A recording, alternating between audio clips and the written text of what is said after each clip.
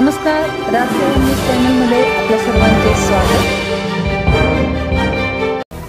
समाजातर्फे शहरात धरणे आंदोलन। परशुराम आर्थिक विकास महामंडळाच्या प्रमुख मागणींसह जालना येथील दीपक रणनवरेंच्या आंदोलनाला पूर्णपणे पाठिंबा। अनेक वर्षांपासून भगवान परशुराम आर्थिक विकास महामंडळाची मागणी केली जात असताना अनेकदा चर्चा होऊन देखील निर्णय घेण्यात आलेला नाही। यासाठी व इतर हक्कांच्या प्रमुख मागण्यांसाठी जालना येथील दीपक रणनवरे हे उपोषण करीत आहेत। त्यांची तब्येत खालावली असतानाही शासनाकडून या आंदोलनाकडे दुर्लक्ष केले जात आहे। त्यांच्या आंदोलनाला पाठिंबा देण्यासाठी सकल ब्राह्मण समाजातर्फे शहरात धरणे आंदोलन करून मुख्यमंत्री उपमुख्यमंत्री यांना निवेदन पाठवण्यात आले।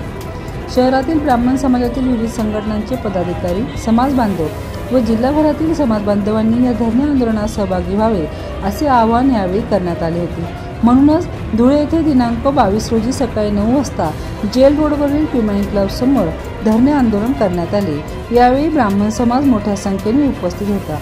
यावेळी ब्राह्मण समाजातील प्राची कुलकर्णी, शेखर कुलकर्णी, पांढरकर, रवी अण्णा, श्री दीक्षित, नितीन जोशी, तेजस जोशी, संभाजी जोशी, सौ अर्चना नाईक, डॉक्टर सारंग जोशी, आनंद कुलकर्णी, मेघश्याम दीक्षित, मिलिंद टेंबेकर, श्रीराम बळवंत असे आणि अनेक मान्यवर ब्राह्मण समाजातील उपस्थित होते। याचवेळी धुळे भारतीय जनता पार्टीचे जिल्हाध्यक्ष गजेंद्रजी अंपळकर, भारतीय जनता पार्टीचे माजी जिल्हाध्यक्ष श्री अनुपजी अग्रवाल यांच्या पत्नी सौ अमिषा अग्रवाल यावेळी मंचावर उपस्थित होत्या।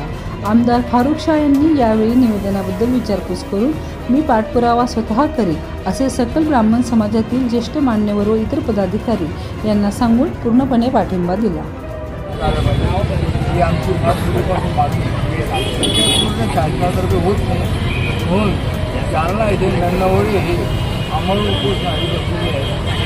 त्यांना पाठिंबा म्हणून समस्त धुळे शहरात धुळे जिल्ह्यातील ब्राह्मण समाज पाठिंबा म्हणून आज दिवसभर धरणे आंदोलन करतो आहे। जिल्हाधिकारी साहेबांना निवेदन दिले आमचे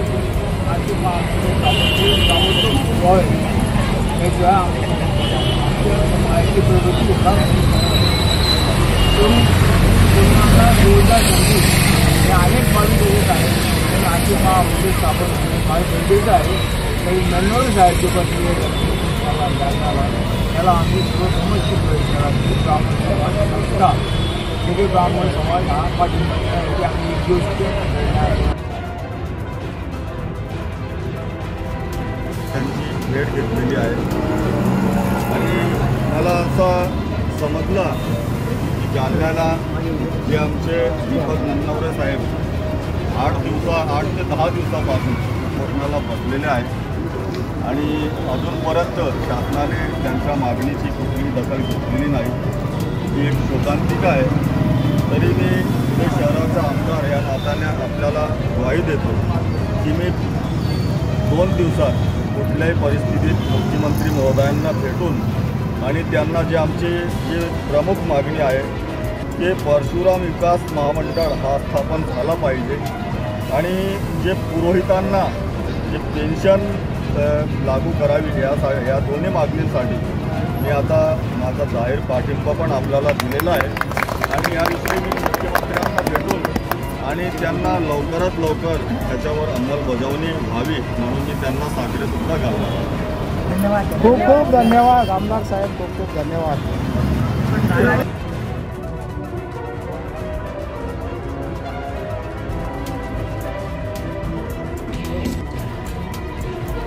सर्वप्रथम माझ्या सर्व महिला भगिनींना रक्षाबंधनाची शुभेच्छा देतो।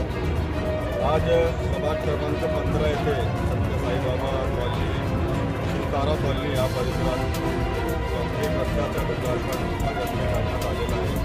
या कामासाठी आमचे ह्या परिसरातील आमचे महाजन सर तसेच आमची रेखाताई आणि अनेक नागरिकांनी माझ्याकडे मागणी केलेली होती आणि त्या निमित्ताने मी नागरिकांची सुविधा या योजनेअंतर्गत 25 लाख रुपये मंजूर करून दिलेले होते।